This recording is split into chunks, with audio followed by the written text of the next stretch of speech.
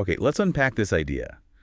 Um, have you ever stopped to think about the decision to have children lately? Mm-hmm. I mean, for generations, maybe it felt more, instinctual, a natural part of life. Right. Almost a given for many. But today, does it feel a bit different, maybe more calculated? That's exactly what the source we're looking at digs into. It makes this a pretty powerful argument that the whole decision-making process around having kids has fundamentally shifted. Shifted how?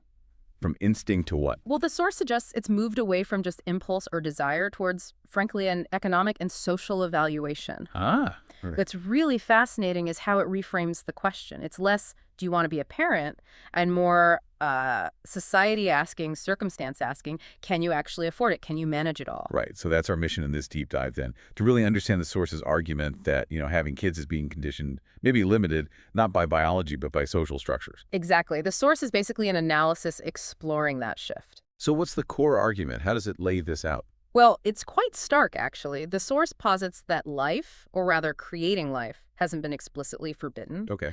But the conditions around having children, they've been made incredibly expensive, complex, filled with fear. Beer. Yeah, fear and uncertainty.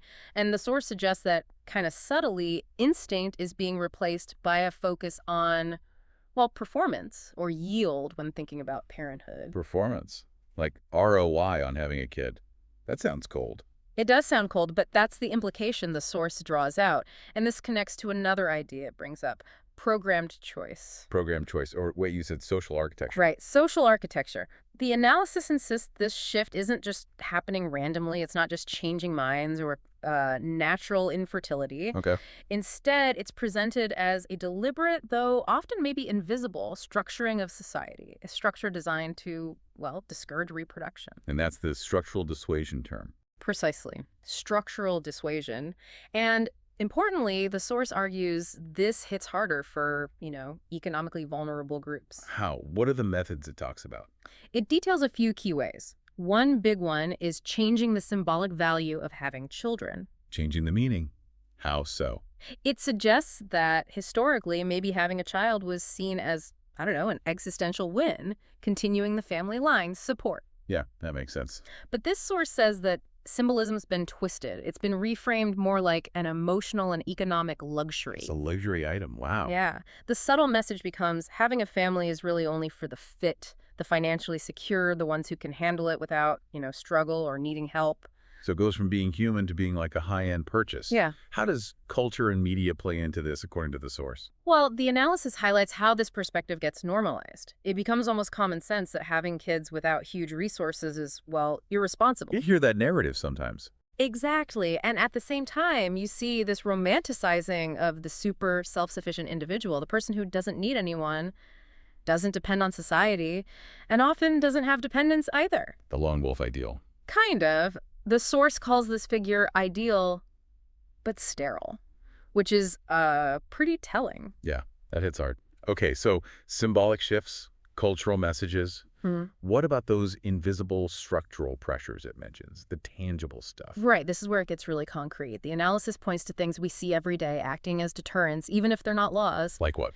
Like wages not keeping up, impossible rent, healthcare access being a mess, unaffordable childcare. That's a huge one. So it's not that someone says don't have kids, but the circumstances just scream it. That's the idea. The conditions make saying yes feel almost impossible for a lot of people. It structures the choice towards no. Which, the source suggests, subtly redefines what a good citizen looks like. Exactly. The analysis argues the implied good citizen becomes someone who doesn't need much support, doesn't rely on public services, is focused on their own economic performance. And therefore, often doesn't reproduce or add dependence to the system. Mm-hmm. Parenthood gets framed less as a contribution and more as a personal hurdle to stability or success. Life itself can start to seem like a burden in that framework. And underpinning all this, the source talks about emotional narrative control. What's that about? Yeah, this is really interesting. The analysis argues the whole conversation around having kids gets saturated with fear. How so? The constant questions, what if you can't give them everything? What if you suffer more? What if you mess up like your parents did? All that anxiety. Right, those are common worries. They are, but the source points out the contrast. These heavy, fear-based questions are constantly aimed at creating life. But are they applied with the same intensity to, say, massive consumption or taking on huge debt for other things? Usually not, it argues. That's a sharp point. Okay, so bringing it all together, what does this mean for you listening? Why does the source think this analysis is so important? Well, it poses a really fundamental question, doesn't it? If this core decision, continuing the species, is increasingly shaped, maybe even suppressed, by these economic and social pressures. Pressures often framed as personal failings, not structural problems. Right. What does that mean for our collective future? It's a huge question. And this is where the source gets, well, really sobering, doesn't it? It ends with this thought. Yeah, it's a stark warning. Basically, that a species doesn't need an external enemy to disappear. It just needs to be convinced. Convinced from the inside that continuing itself isn't worth the cost or the risk or the effort involved. Wow, that's quite the warning about how subtle shifts can have huge consequences. It is a powerful perspective. But there's a tiny sliver of hope offered at the end, isn't there? The source does suggest something. It does. It suggests that simply becoming aware of these dynamics, hearing this analysis, understanding these forces, that might be the first step. That it might still be reversible if we recognize it. Awareness is the first step. It definitely makes you think. It really does. So maybe as you go about your day, just consider this. How many decisions that feel purely personal, totally your choice?